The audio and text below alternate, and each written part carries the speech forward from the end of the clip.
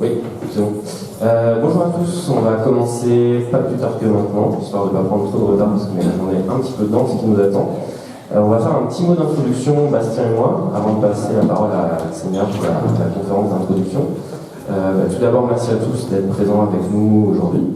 Je commence tout de suite par remercier le bâtiment B de nous accueillir, puisque moi je travaille à Stéréolux. Je m'appelle Martin Lambert, Stéréolux c'est le bâtiment B juste en face, pour ceux qui ne connaissent pas. Mais voilà, le bâtiment B nous prête cette salle gentiment pour cette journée. Je vais faire un petit mot pour récapituler le programme, que tout le monde est bien en tête. Et puis ensuite, je passerai la parole à Bastien Caspar de Design Friction, qui a monté avec nous cette journée, pour vous expliquer un petit peu le thème et puis les différents points qui vont être abordés aujourd'hui.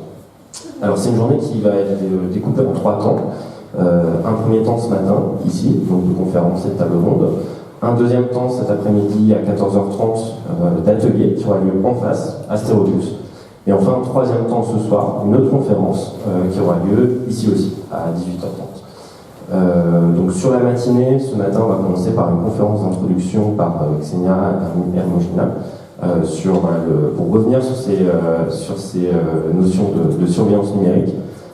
Ensuite, on va avoir un temps de keynote et de table ronde. Alors, je précise qu'on a eu un petit souci avec une des intervenantes, Inès, qui représentait la quadrature d'Inès, qui ne pourra pas être là avec nous aujourd'hui, malheureusement. Et du coup, elle sera remplacée par Xenia sur la table ronde. Et on terminera par une conférence de Dasha et Lina sur des projets plus artistiques sur ces questions-là. Voilà, alors je laisserai Bastien revenir sur la thématique du P numérique. C'est une thématique qu'on aborde aujourd'hui dans le cadre de cette journée, mais qui se prolongera un petit peu l'année prochaine, sous un format plutôt de projet, puisqu'en parallèle de cette journée, on a lancé un appel à résidence dans le but de soutenir un projet artistique qui traite de ce sujet-là. Appel à résidence qui a été clôturé il y a quelques semaines et dont le lauréat a été choisi cette semaine. Donc c'est un projet qui s'appelle Behind the Mirror, d'un artiste qui s'appelle Antoine Vanet, qui sera soutenu et qui sera développé au courant de l'année prochaine avec des temps de résidence à Stéréolux. Donc voilà, il y aura l'occasion de revenir sur ce thème-là sur un autre format en cours d'année. Je pense avoir fait le tour. Non, juste pour vous dire aussi que cette conférence sera filmée. Donc vous pourrez retrouver les différentes interventions en ligne sur le site de Stéréolux dans quelques semaines, je pense, après les vacances de Noël. Voilà, je pense que c'est bon. Bastien. Merci Martin. Donc bonjour à tous, je m'appelle Bastien Casperne du studio Design Friction. On est un studio où on fait du design fiction, on fait des scénarios pour interroger les usages, notamment des technologies numériques. Et je voulais rapidement prendre quelques minutes juste pour introduire un peu le contexte de la journée et revenir sur la thématique de la vie privée numérique sans rentrer dans les détails parce qu'on a toute la matinée pour ça. Mais la réflexion finalement elle est partie de cette phrase que vous avez peut-être déjà prononcée à votre insu ou alors vous avez peut-être déjà entendu vos proches la prononcer, de savoir qu'on n'a rien à cacher. Alors, est-ce qu'on a vraiment rien à cacher? C'est compliqué de se prononcer en toute bonne conscience, notamment à l'ère de ce qu'on pourrait qualifier du post-modern. Donc on sait maintenant que le numérique nous a un peu dupés sur les 10 dernières années, avec toutes les promesses à la fois de personnalisation de contenu, d'expérience utilisateur de qualité, en fait, qui cachaient finalement une facette assez sombre, notamment avec le programme Prism, qui était mené par la NSA pour collecter des données sur toutes les personnes utilisant des services comme Facebook, Google, Amazon et YouTube, et vous avez la liste à côté. Donc on a voulu s'interroger un peu sur le fait que le numérique nous a dupé pendant un petit moment. Est-ce que nous, on pouvait le duper aussi en retour? Peut-être que vous avez déjà eu l'impression d'être suivi en ligne. On va parler de différentes choses. On va parler de surveillance aujourd'hui sécuritaire en ligne, dans la ville, mais on va également parler de la face cachée, de la personnalisation des contenus. Pourquoi est-ce que certains services ont besoin d'en savoir beaucoup sur vous et peut-être un peu trop pour vous proposer ce service-là? On pourra également parler d'économie de la réputation. Lorsque vous mettez des notes à votre chauffeur de VTC préféré ou lorsque les plateformes vous notent à votre insu pour définir votre degré de fiabilité, ou encore parler de design de l'attention avec toutes ces petites applications qui ont tendance à nous scotcher à nos écrans. En tout cas, tout ça prend contexte dans peut-être une thématique et une notion qui reviendra au cours de la journée, mais qui a servi finalement à définir un peu le contenu de cette journée thématique, c'est le capitalisme de surveillance, pour emprunter Shoshana Zuboff, qui a écrit un livre qui s'appelle The Age of Surveillance Capitalism, que je peux que vous recommander, même si c'est un très très gros pavé. Et pour la faire simple et essayer de ne pas trahir son propos, finalement, c'est l'articulation de deux types de surveillance. Vous avez d'un côté la surveillance commerciale, dont un archétype peut être Google, plutôt chercher à faire des profits, à générer du revenu grâce à ces outils de surveillance. Et en face, vous avez la surveillance étatique, qui va plutôt travailler sur des notions de contrôle, de sécurité. Et finalement, s'il y a capitalisme de surveillance, c'est parce que ces deux formes-là, en fait, entretiennent des relations, j'allais dire, d'amour, mais également comment dire, le contraire de l'amour, de rupture et de haine assez contrasté. Donc c'est un peu le terreau finalement dans lequel on va s'y inscrire la réflexion aujourd'hui. On fera une petite différence parfois dans le vocabulaire entre, et notamment parce qu'on l'a annoncé comme ça dans le cadrage, entre ce qui tient de la machine avec un grand R qui est finalement ce système de surveillance avec tous ses objectifs derrière, donc surveillance à la fois pour des fins commerciales mais aussi à la fin pour des fins sécuritaires, donc la machine avec un grand R, et on différenciera de la machine avec un petit r qui est plutôt le capteur, le smartphone qui va collecter des données, donc ce qui nous entoure au quotidien. On parlera de surveillance en ligne, mais également en ville, également chez vous, à domicile, avec ces petites choses qui sont parfois arrivées sur nos étagères et qui en savent beaucoup trop. Et donc duper la machine, c'était le point de départ de cette réflexion, et on s'est dit qu'on allait réfléchir à comment et pourquoi on devrait duper la machine aujourd'hui, quelles questions éthiques ça pose, comment est-ce que techniquement on est capable de le faire, donc plein de questions très intéressantes pour occuper notre matinée. Et donc je vous souhaite une bonne conférence.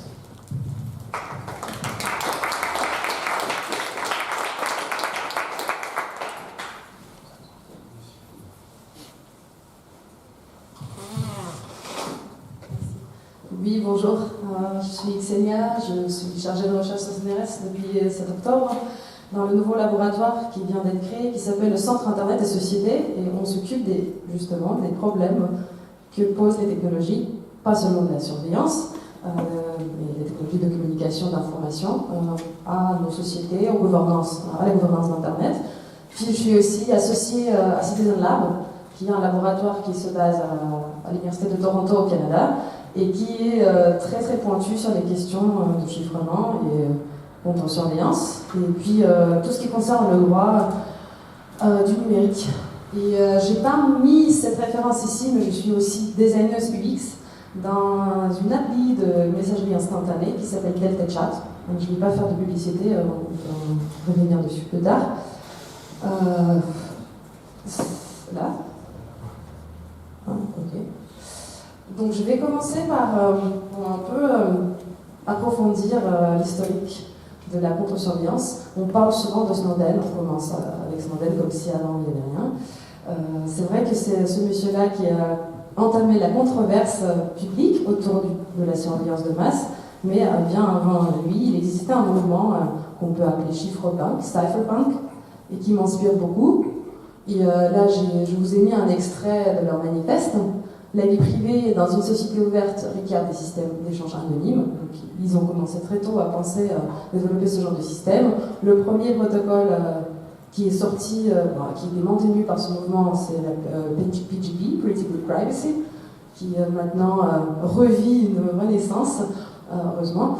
C'est un des meilleurs protocoles à ce jour-là. On attend un ordinateur quantique pour le casser. Pour l'instant, c'est que comme ça qu'on peut le casser. Et donc, on défend notre vie privée avec la cryptographie, avec des systèmes de renvoi anonymes, des signatures digitales et une monnaie électronique. Et c'est intéressant parce que ce mouvement, il a vu une vue un peu prophétique sur la crypto-monnaie, ça n'existait pas encore en pratique. Et puis, il déplorait déjà la régulation. Ils imaginaient qu'à un moment où ça arrive, le chiffrement vraiment fort et vraiment utilisé par les masses, les gouvernements vont venir pour arrêter ou freiner l'usage de ce genre de technologie. Et puis, bim, arrive Snowden, vous l'avez déjà rencontré avant, donc je ne vais pas m'attarder dessus, mais ce qui est intéressant, c'est qu'il parle du chiffrement comme l'outil qui lui a permis à lui-même de rendre publique son enquête. Donc, quand il a envoyé les fichiers à des journalistes qui ont publié ensuite ses découvertes, ses révélations, il a passé par Signal, il a Text Secure avant, et puis il a fait une publicité de Signal comme un outil qui permet de rendre le chiffrement accessible au grand public. Donc suite à ces révélations, ça commence vraiment à rentrer dans le débat, dans les médias, et puis moi, je vais vous parler de la surveillance au sens large parce qu'on pense souvent qu'il ne s'agit que du numérique. Moi, je voulais questionner la notion même du numérique parce que, en fait, avant qu'on arrive dans le numérique, beaucoup de données existent dans une forme physique, comme les données biométriques, nos empreintes digitales, l'ADN, etc., etc. C'est numérisé. C'est le processus même de numériser qui nous intéresse. Comment duper et comprendre qu'est-ce qui se passe dans cette boîte noire, une fois que la donnée biologique, physique du monde qu'on peut toucher est numérisée, comment elle est numérisée, comment sont croisés les différents types de données, parce que c'est là où ça pose problème. Et je parle aussi de la surveillance de comportement, d'opinions, de goût, qui vont au-delà du contenu de nos échanges, mais aussi qu'est-ce qu'on lit, sur quel site on va, comment on se déplace en ville, etc. Bastien nous a présenté des capteurs, des différents dispositifs de Internet of Things, qui amplifie en fait, qui crée un pont du numérique vers le physique. Et puis on a aussi les nouveaux brevets qui sont en train de discuter sur la possibilité de connecter le cerveau directement à la machine, etc. Donc on peut aller très très loin. Et tout ça nous permet de mettre en cause la fameuse dichotomie entre la sécurité et la vie privée, security and privacy. Avant on distinguait qu'est-ce qu'on dit, c'est ça qu'il faut protéger, le contenu du message, et la vie privée, donc qu'est-ce qu'on regarde, où on va, avec qui et quand on parle. Or, maintenant, on comprend que ces deux notions sont liées directement par l'effet de quantité, mais pas que. Et du coup, je vais distinguer ici les contenus de conversation et les métadonnées. Donc les métadonnées, c'est avec qui, quand, comment on parle. Et je cite un des employés de la NSA, "We kill people based on metadata." Donc ça leur suffit d'avoir un contenu suffisant, une quantité suffisante de métadonnées pour déduire, déanonymiser la personne, etc. Et donc on voit que des nouveaux adversaires apparaissent. Donc avant, pour les chiffres-pas, c'était surtout les gouvernements. Maintenant, c'est aussi des entreprises, des acteurs privés. Et là, à droite, vous voyez un dessin qui est issu d'un atelier que j'organise assez régulièrement. Je demande aux participants et participantes de dessiner comment ils imaginent le risque, les menaces en ligne. Et là, ici, c'est une militante féministe russe qui m'a dessiné des 4 crocodiles qui représentent les adversaires. Donc on voit ici le secteur privé, avec entreprise et Facebook comme exemple, puis les trolls, comme un groupe d'acteurs séparés. Centre E, c'est le Centre contre extrémisme, c'est une organisation politique, comme une police politique, qui surveille les citoyens actifs en Russie. Le FSB, donc avant ça s'appelait KGB, et puis c'est censuré, j'ai rajouté du marque parce que c'était un gros mot en russe, donc je ne voulais pas le mettre sur le tableau, mais elle imagine un adversaire qu'elle ne connaît pas encore, donc c'est n'importe qui, mais vraiment, je ne veux pas traduire du russe. Bref, donc ça vous montre la complexité des adversaires, comment les utilisateurs imaginent un Internet plein de crocodiles, et bien sûr qu'ils veulent se défendre, donc ils réclament, il y a une demande de les protéger, le chiffrement devient presque un droit humain, c'est pas encore reconnu, mais on y est, presque. Et ça pose bien sûr des nouveaux défis pour la gouvernance d'Internet, parce que d'un côté, c'est un droit, de l'autre côté, ah tiens, il y a des terroristes qui se protègent grâce au PGP. Vous vous souvenez de l'histoire Apple contre FBI, où voilà, une entreprise ne voulait pas vraiment collaborer avec la police. Et pas seulement parce qu'elle ne voulait pas, mais parce qu'il fallait développer un outil qui mathématiquement pourrait donner accès aux clés. Et quand, avec le nouveau protocole, on a des clés qui changent tout le temps, double ratchet, des clés éphémères qui se créent, c'est un peu compliqué de produire quelque chose qui va déchiffrer, de produire une backdoor pour le gouvernement. C'est pas seulement pas souhaitable, mais c'est aussi compliqué au niveau mathématique. Donc la cryptographie vient vraiment défendre par design les droits humains. Et je vais vous raconter une petite histoire basée sur l'enquête que je suis en train de mener. Dans le cadre du projet ANR Resistic, on étudie donc la surveillance en Russie. Je suis russe moi-même, donc j'ai accès à des terrains. J'ai interviewé des fournisseurs d'accès Internet, parce qu'on en a 3000 en Russie, 3000 fournisseurs d'accès, différentes tailles. Mais moi j'ai parlé avec des petits, parce que ce sont ceux qui résistent aux nouvelles lois qui imposent la surveillance, l'installation des machines très très chères sur les réseaux des FAI pour surveiller les personnes en masse. Donc, je vais vous parler de ce système qui s'appelle SORM. On peut le traduire comme système pour activité d'enquête opératoire. Donc, c'est Lawful Interception, interception légale, qui permet au gouvernement, et notamment aux 8 agences gouvernementales, y compris le FSB, la patrouille de la frontière et la douane, la police et police fiscale et autres, d'accéder aux données sur les utilisateurs, leur comportement en ligne, le trafic, les sites qu'ils visitent, et même parfois, avec l'aide des technologies comme Deep Packet Inspection, ils peuvent même arriver à lire les contenus de certains messages. Donc ce système, il y a eu 3 générations. Première génération en 1995, il s'agissait seulement d'écouter les conversations téléphoniques. Non, seulement. Puis ensuite, à 3 ans seulement, 3 ans plus tard, bim, on a une nouvelle génération de ces machines qui permet d'analyser le trafic Internet. Ça concernait surtout les échanges bancaires. C'était important pour la police fiscale, j'imagine, de surveiller un peu ce qui se passe pour qu'on ne puisse pas blanchir l'argent si on ne fait pas partie de l'élite. Et puis en 2013, arrive l'inspection profonde, DPI, Deep Packet Inspection, de trafic. C'est lié avec les Jeux Olympiques de Sochi, où la haute surveillance a été installée en ville, et donc grâce à ces machines qui étaient forcées, donc les FAI de Sochi ont été obligés de les installer, la police politique, le FSB, a eu accès à des échanges des citoyens. Il y avait des systèmes d'analyse de mots-clés, etc., pour prévenir les attentats terroristes, soi-disant, comme toujours. Mais ce que j'ai pu détecter en étudiant ce problème, c'est que la surveillance, c'est un marché. C'est pas seulement quelque chose qui est là pour protéger les citoyens. Dans le cas de la Russie, il s'agit d'un secteur très vivant, avec à peu près 12 grands fabricants de boîtiers qui permettent de surveiller les citoyens. Ces boîtiers ne sont pas open source du tout, au contraire, c'est un secret d'État, c'est un secret militaire, donc on ne peut pas vraiment accéder à des schémas. Mais des personnes que j'ai interviewées ont fait du rétro-engineering, donc ils ont ouvert en fait les boîtiers pour voir ce qu'il y a dedans. Ils ont compris en fait que c'est pas cher du tout, on peut en faire pour 1500 €, 2000. Or, ça coûte en fait entre 108 000 roubles et jusqu'à 91 millions de roubles. Donc il faut diviser par 70. Ça vous donne l'ordre d'idée.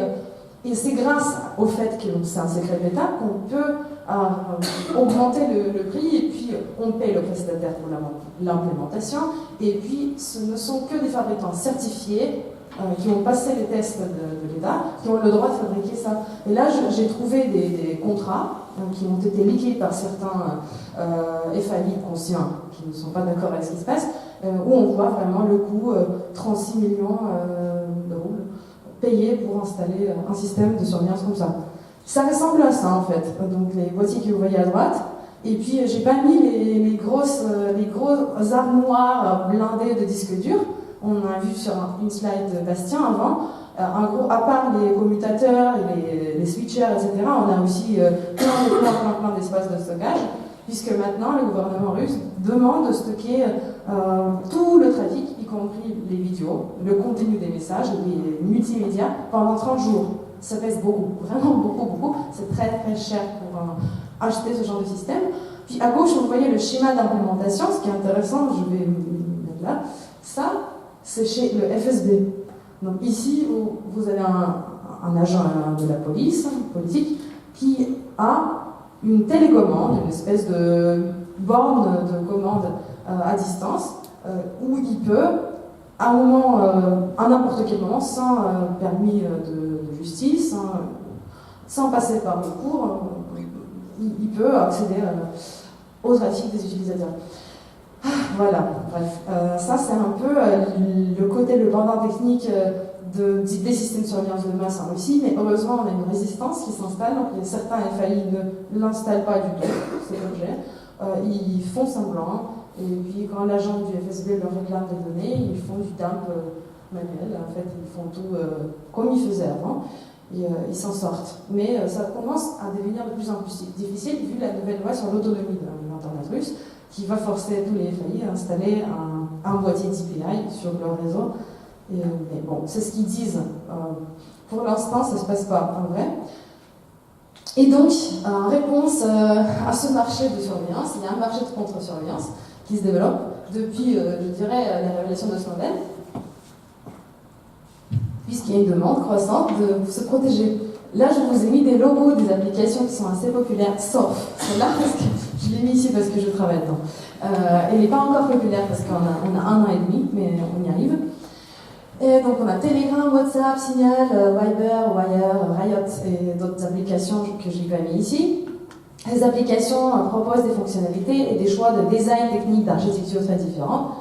On peut distinguer avec cette slide très classique 3 types d'architecture en gros qui sont des idiotypes, donc parfois c'est mélangé, mais en gros on a des applications centralisées comme Signal ou WhatsApp qui a un serveur où tout va et dans le cas de Signal, ils disent qu'ils ne stockent pas, ou ils stockent pas beaucoup. Wire garde les données pendant 72 heures, puis les supprime. Mais quand même, il y a un serveur où les métadonnées, au moins, peuvent être accessibles à ceux qui veulent, à ceux qui peuvent accéder au serveur. Puis, on a les architectures fédérées décentralisées au milieu. Un exemple, c'est Riot, où chacun peut monter son instance, son serveur, pour les amis, pour les collègues, comme email en fait. C'est pareil au niveau architecture. Et puis les architectures distribuées ou pair à pair, où un exemple c'est Briar, qui est une application qui fonctionne même avec Bluetooth. Donc à Hong Kong par exemple, on l'utilise pendant les manifestations, puisque parfois le gouvernement, ou bien à force de saturer le réseau, les données mobiles ne permettent pas de se connecter. Les architectures distribuées permettent de créer des réseaux locaux, et donc ça donne une autre couche de protection, c'est assez intéressant. Puis il y a tout un tas de tentatives de classifier cette offre d'outils de contre-surveillance. Ça, c'est une des plus connues que j'ai étudiées, qui a été fabriquée par Electronic Frontier Foundation. Donc, c'est une ONG internationale qui s'occupe de nos droits numériques, qui les défend, ou essaie de les défendre, face à la gouvernance et puis aux acteurs privés aussi. Donc, c'est un tableau qui est beaucoup plus long. Là, je vous ai mis juste le début, mais qui compare une trentaine d'applications d'échange chiffrés de bout en bout, et pas. Et on a des critères, en gros, est-ce que c'est chiffré bout en bout, est-ce que ça a été audité par des chercheurs indépendants, et ainsi de suite. Mais ce tableau s'est avéré être vraiment dangereux même, comme les auteurs le disent, parce que les utilisateurs commençaient à choisir leur outil juste en comptant les points verts, sans se demander « et moi, je me protège contre qui ? Quel est mon modèle de menace ?» on dit. Parfois, vous, dans votre cas, vous aurez vraiment intérêt à utiliser WhatsApp plutôt que Signal, parce que vous allez vous cacher dans la mer des personnes qui ont WhatsApp, y compris vos amis, les voisins, etc. Si la police prend votre téléphone, elle n'est pas suspicieuse de voir WhatsApp. Or, dans certains pays comme Turquie, Signal, qui offre une meilleure protection, peut être déjà un facteur de risque. Donc, ça dupe. Ce tableau, il a été critiqué largement et du coup, les utilisateurs ont du mal à choisir leur outil. Et j'ai fait une petite enquête, pendant 1 an et demi, j'ai interviewé des personnes de différents pays, y compris des pays arabes, puis l'Ukraine, où il y a la guerre en ce moment, ça continue, même si on n'entend plus parler beaucoup dans les médias. Donc comment les utilisateurs choisissent un outil ? Et en ayant recueilli 63 entretiens, j'ai vu qu'on peut les classifier, en fait les raisons de choix, en gros en suivant la typologie de Max Weber, que vous peut-être connaissez, c'est un sociologue allemand très connu qui a étudié les choix ou la légitimité politique. Donc pourquoi telle personne croit à tel régime politique. Donc il y a 3 types de légitimité politique et puis je vais vous expliquer qu'est-ce qui ça a à voir avec les technologies de contre-surveillance, très rapidement. Premier type, légitimité traditionnelle. Donc je suis la reine parce que ma mère était reine et ainsi de suite. Ça a été toujours comme ça va continuer à rester comme ça. Deuxième type, légitimité charismatique. On choisit un leader parce qu'il est bien sur la photo, à la télé, il fait des bonnes blagues, etc.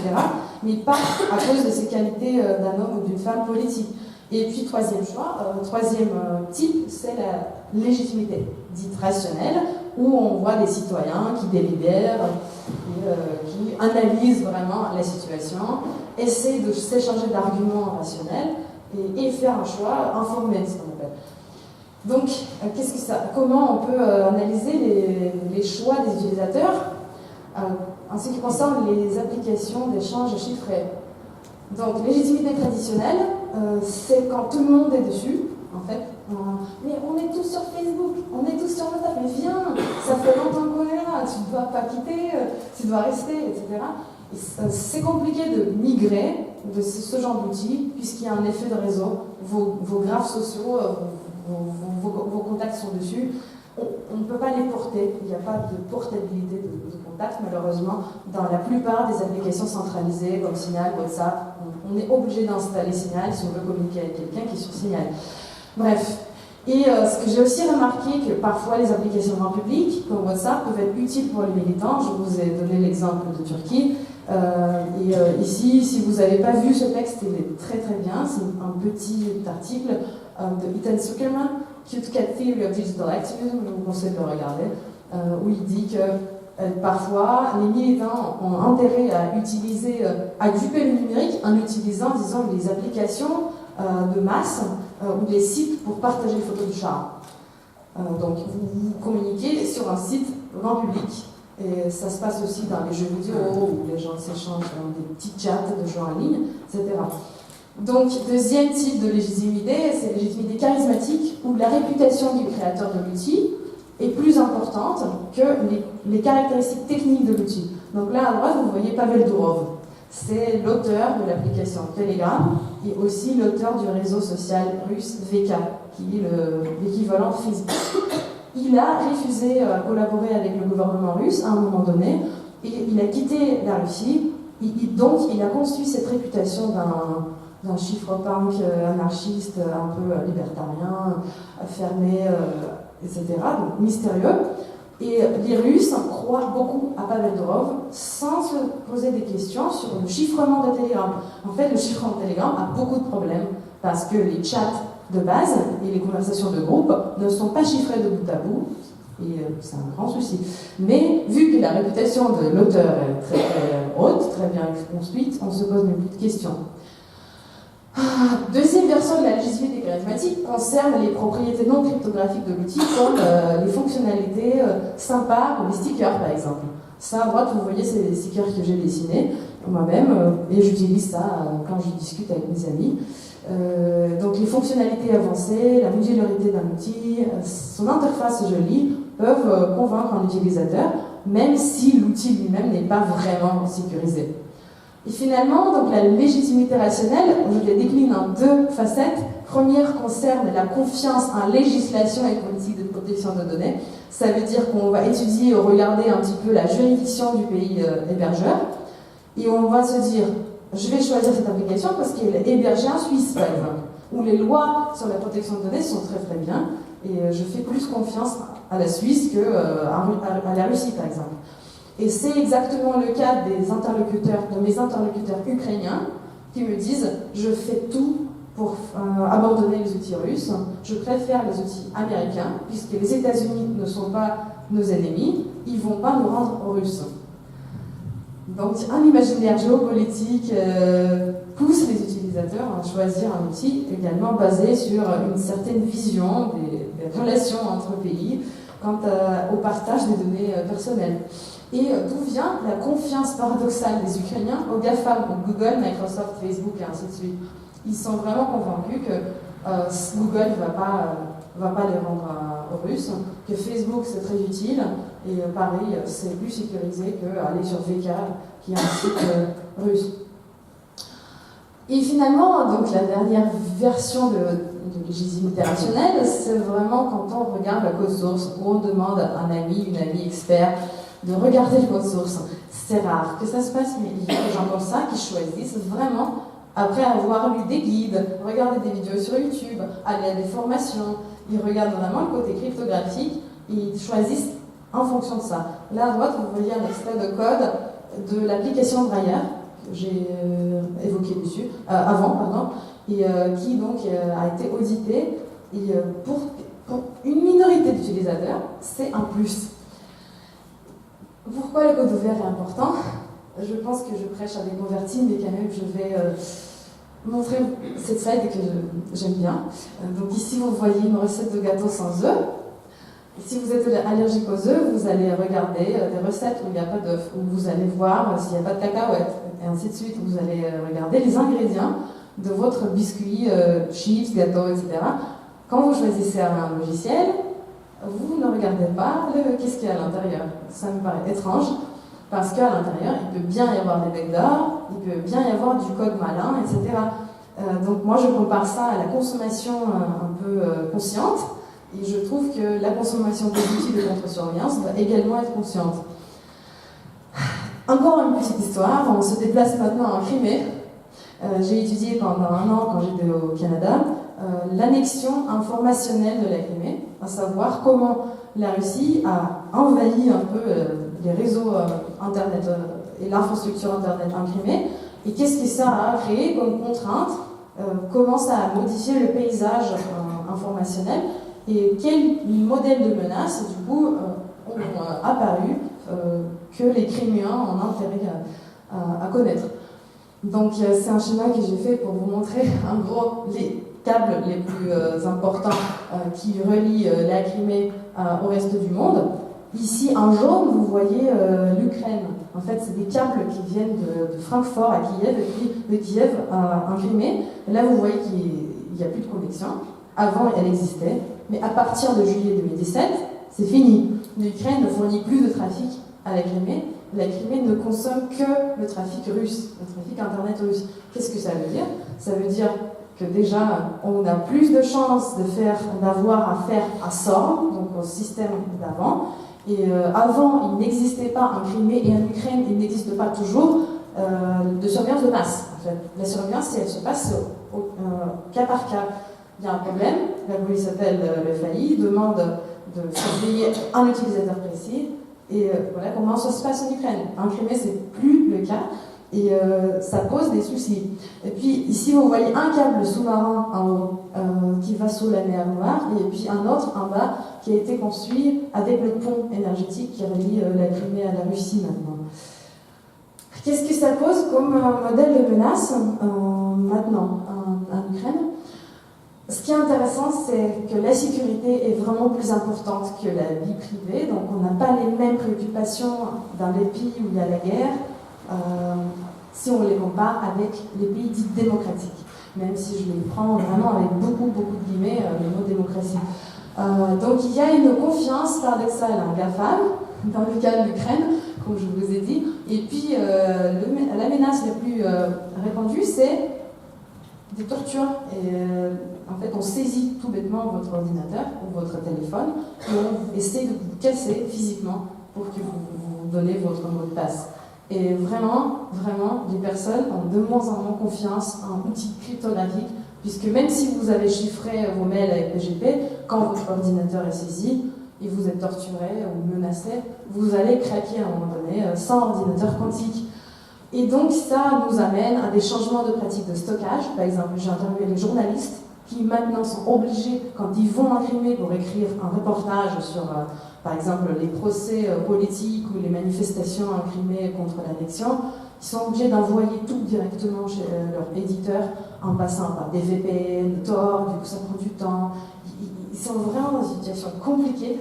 Et puis, ils ont une attitude aux données qui est très différente par rapport à l'avant, et des communications éphémères sont privilégiées. Et puis il y a aussi des particularités géopolitiques et légales pour traverser la frontière, etc. Et donc on voit que le risque et la surveillance, c'est vraiment quelque chose de très contextuel, qui dépend vraiment même presque de la géographie en fait. Et donc j'aime pas parler de la surveillance en général, du numérique en général, il faut vraiment rentrer dans les détails. Et puis il y a aussi la dimension temporelle dont personne ne se souvient. Avec le temps, votre perception vos risques numériques changent. Les journalistes que j'ai interviewés, ça fait 4 ans, 5 ans bientôt, qu'ils sont dans un contexte de guerre. Ils sont fatigués, ils n'en peuvent plus, ils ont commencé à utiliser Facebook de nouveau, ou WhatsApp. Ils ont installé Linux en 2014 après l'émission, et puis là ils sont revenus à Windows. Parce qu'il y a le burn-out en fait, qui est assez présent chez ce genre de personnes qui font face au risque tous les jours. Et donc, le fameux, vous le reconnaissez, hein, je vois déjà qui reconnaît. Levez la main. 1, 2, 3. Ah, tiens, pas mal.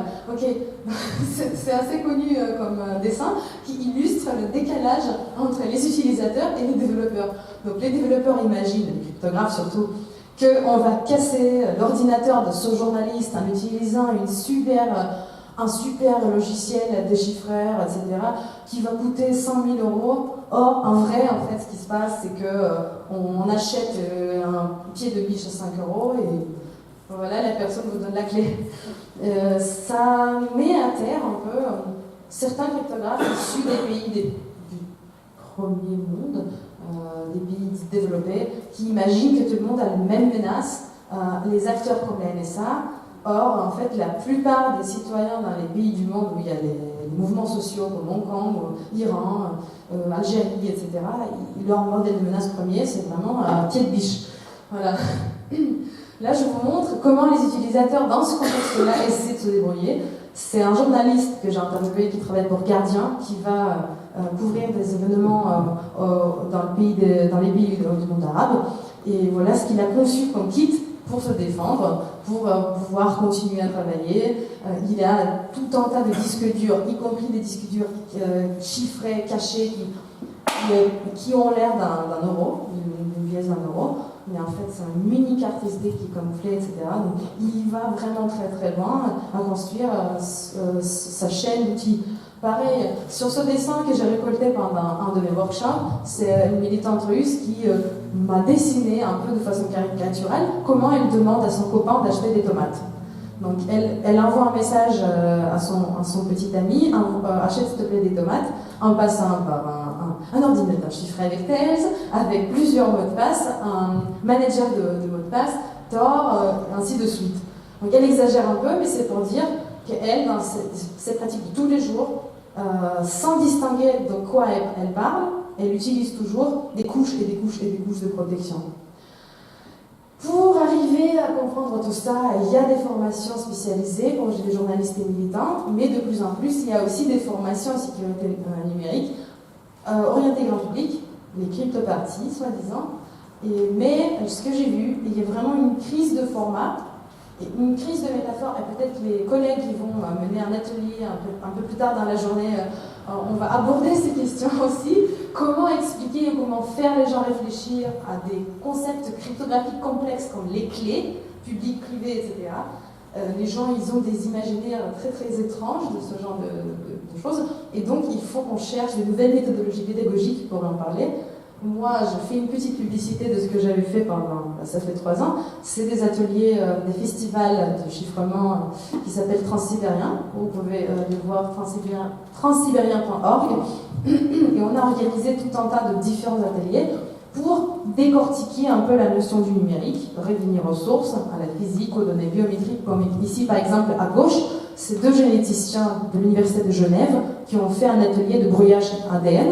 Donc on a appris tous ensemble à brouiller nos traces ADN de façon ludique.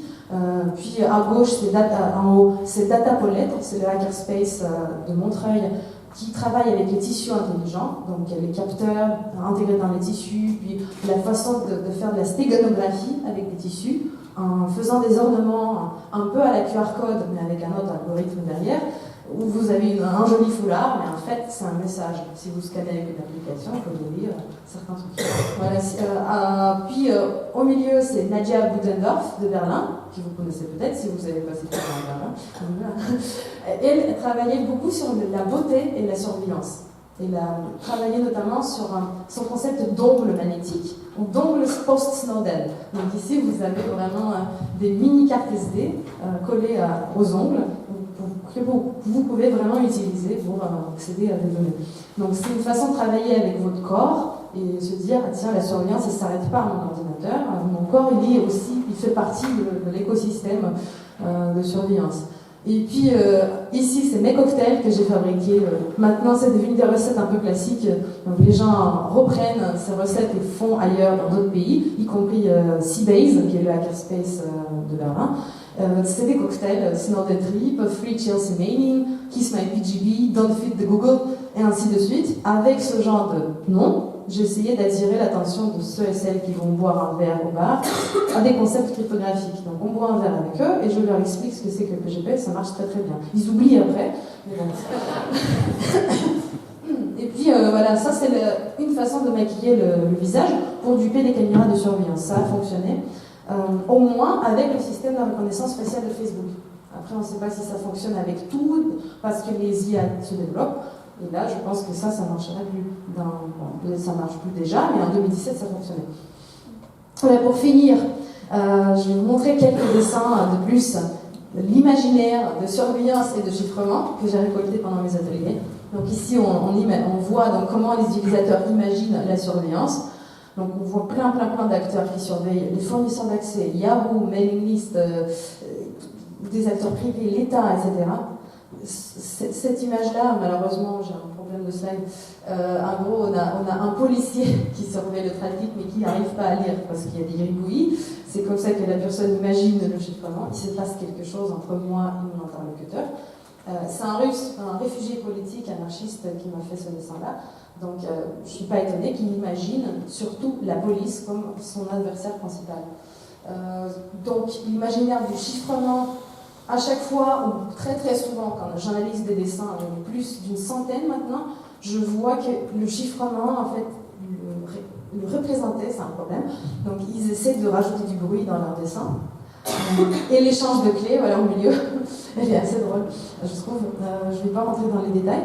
Et puis, le monde idéal, donc, où la contre-surveillance gagne, où on arrive à duper le numérique vraiment avec succès. J'ai choisi ces deux dessins parce qu'ils sont représentatifs de pas mal de dessins, d'une bonne partie de dessins sur l'Internet idéal sans menace, sans surveillance. Et on voit qu'en fait, c'est décentralisé. Donc ici, on a une communication directe d'un ordinateur à un autre, d'un nuage à un autre, sans passer par les serveurs centrales ou par les plateformes géantes.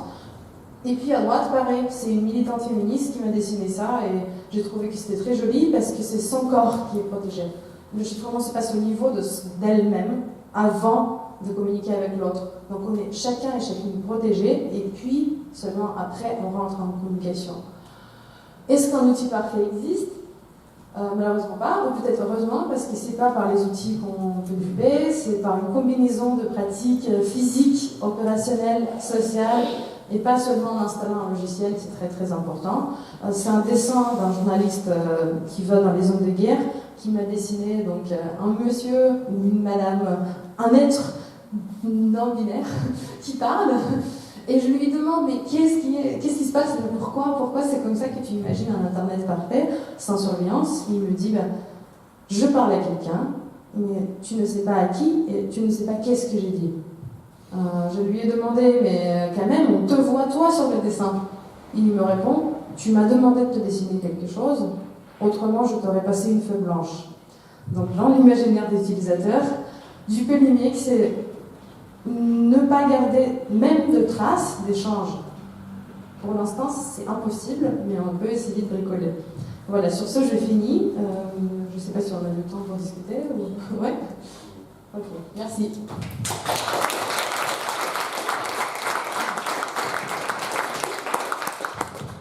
On a le temps pour une ou deux questions, au moins. Donc, n'hésitez pas. Qui se lance ?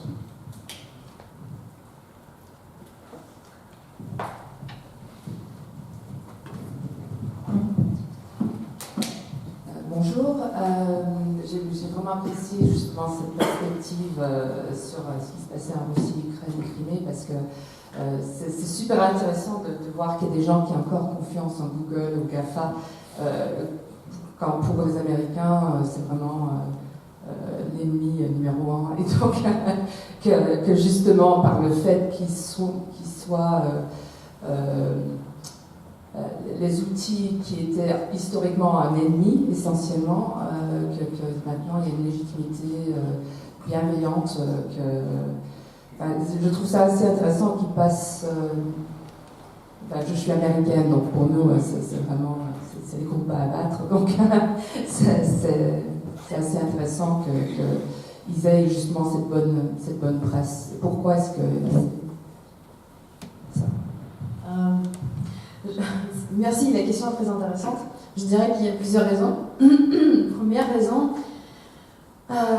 c'est des formations, parce que avant 2014, avant que la guerre commence, les journalistes ukrainiens n'avaient vraiment pas beaucoup de pratique d'aller dans des zones de risque, mis à part ceux et celles qui vont dans des pays où il y a la guerre, mais c'est une petite minorité.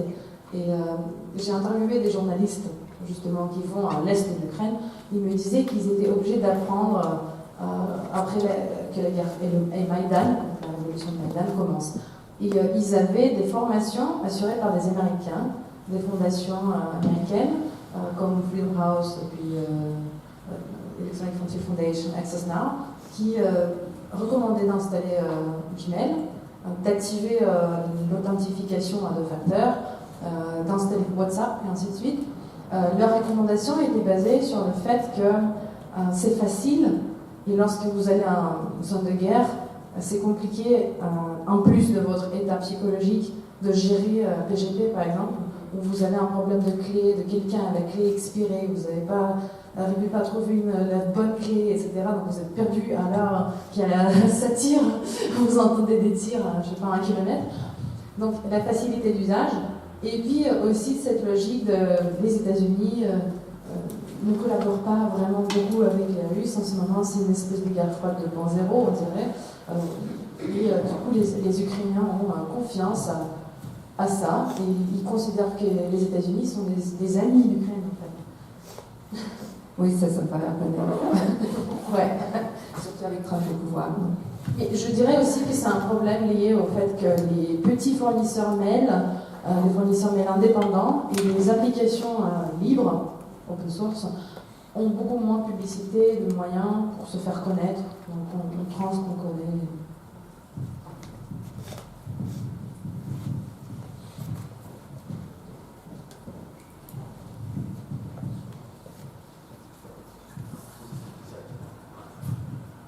Bonjour. J'ai beaucoup apprécié ce que vous avez dit sur le burn-out du surveillé, puisque parfois on a tendance à présenter cette espèce de fuite permanente de la surveillance comme une espèce de libération, alors qu'en fait je pense que c'est un poids et un asservissement. Je me demandais si vous parliez du collectif Cypherpunks en 93. On oublie souvent avant ça le collectif Clodo dans les années 80. Et en fait, la question que je vais vous poser, c'est par rapport à tous les ateliers que vous faites. Est-ce qu'il y a des gens qui, dans la façon de se protéger, mentionnent encore le sabotage et sinon, pourquoi, à votre avis, le sabotage est sorti de notre imaginaire comme moyen d'action? On se peinturlure le visage et on oublie qu'on peut aussi brûler la caméra de surveillance.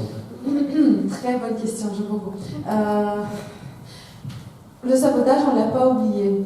Notamment, il y a 2 jours, en Ukraine, un groupe anarchiste a brûlé des antennes d'opérateurs mobiles LiveCell, qui est un opérateur en fait financé par Turkcell, donc en fait c'est un opérateur turc, et donc ils l'ont fait en solidarité avec le Rojava, et ça se fait partout, ce genre d'action.